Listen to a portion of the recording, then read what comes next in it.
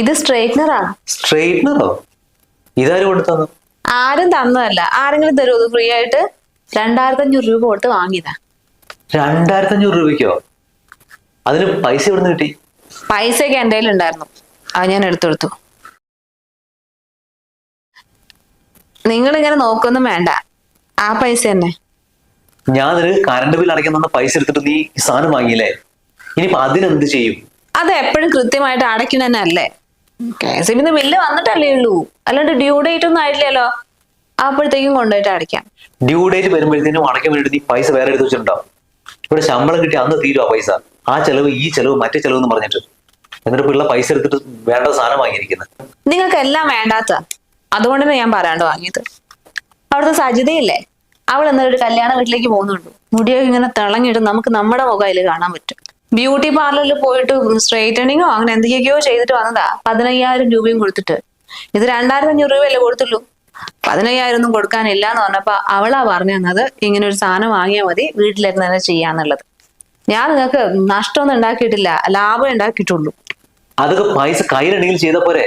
അല്ലാണ്ട് ഇത്രയും ടൈറ്റ് അടിക്കുന്ന സമയത്ത് തന്നെ നിനക്ക് ചെയ്യേണ്ട വല്ല കാര്യം ഉണ്ടായിരുന്നോ? വേറെ എന്തൊക്കെ ചെലവുകളുണ്ട്? അതിന് പൈസ കയ്യിൽ വെച്ചിട്ട് നിങ്ങൾ ഇല്ലാന്ന് പറയണ്ട. 2500 മാത്രമല്ല ഉള്ളത്, ഞാൻ കണ്ടതാ. 5600 രൂപയില്ലേ, അതെടുത്ത് കറണ്ട് ബില്ല് അടയ്ക്ക്. ഓ, അപ്പൊ അത് കണ്ടിട്ടാണല്ലേ നീ കറണ്ട് ബിൽ അടയ്ക്കുന്ന പൈസ എടുത്ത് ചെലവാക്കിയത്? അല്ല, നീ എപ്പോഴാ പൈസ ഉണ്ട്? കഴിഞ്ഞ ചൊവ്വാഴ്ച. ആണല്ലേ? എന്നിട്ട് അന്ന് വൈകുന്നേരം സിനിമയ്ക്ക് പോയത് നിനക്ക് ഓർമ്മയുണ്ടോ? ആ ഉണ്ട്. അതിനിപ്പോ എന്താ? ആ, അങ്ങനെ ചോദിക്കും. ടിക്കറ്റിന് എത്ര കോസ്റ്റ് എന്നറിയോ? 300 രൂപ. എനിക്കും നിനക്കും കുഞ്ഞിനും കൂടെ ടോട്ടൽ വന്നത് 900 രൂപ. അറിയോ അത്? 900? അല്ലാണ്ട് പിന്നെ അവിടെ ചെന്ന് വെറുതെ സിനിമ കാണാൻ പറ്റുമോ? പിന്നെ ഇന്റർവെൽ ടൈമിൽ എല്ലാവരും കയ്യിൽ പോപ്കോൺ ആണ്, കുട്ടിക്കും വേണമെന്ന് പറഞ്ഞിട്ട് നീനോട് പറഞ്ഞില്ലേ വാങ്ങിക്കൊണ്ടുവരാൻ. എന്നിട്ട് ഞാൻ എത്ര രൂപേന്റെ വാങ്ങിയെന്ന് വിചാരിച്ചേ? 550 രൂപയായതിന്. 550? ആ, പിന്നെ തിയേറ്ററിൽ നിന്ന് പുറത്തിറങ്ങിയിട്ട് പുറത്തുനിന്ന് എവിടുന്നേലും ഭക്ഷണം കഴിക്കാന്ന് പറഞ്ഞപ്പോ നീ എന്താ പറഞ്ഞേ? അയ്യോ അത് പറ്റില്ല, മോളെന്ന് തന്നെ വേണമെന്ന്. എന്നിട്ടോ പിസ്സ, മോന്, നിനക്ക് KFC, അതിനൊന്നും പൈസ വേണ്ടേ?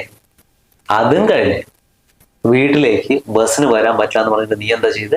ഓട്ടോറിക്ഷ തന്നെ പോണെന്ന് പറഞ്ഞ് മസിൽ പിടിച്ച് നമ്മൾ ഓട്ടോയ്ക്ക് വന്നു.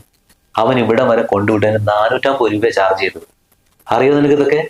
അതൊക്കെ ഒന്ന് എഴുതി കൂട്ടി നോക്ക്, അപ്പൊ അറിയാം എത്ര രൂപ അന്ന് ഒരു ദിവസം ചെലവായത്. ഞാനൊരു കാര്യം പറഞ്ഞുതരാം. കറണ്ട് ബില്ലിന്റെ മുഴുവൻ പൈസ ഞാൻ നിന്റെ തന്നതാ. അത് നീ എവിടുന്നാണെങ്കിലും ഉണ്ടാക്കിയിട്ട് അടച്ചേ പറ്റൂ.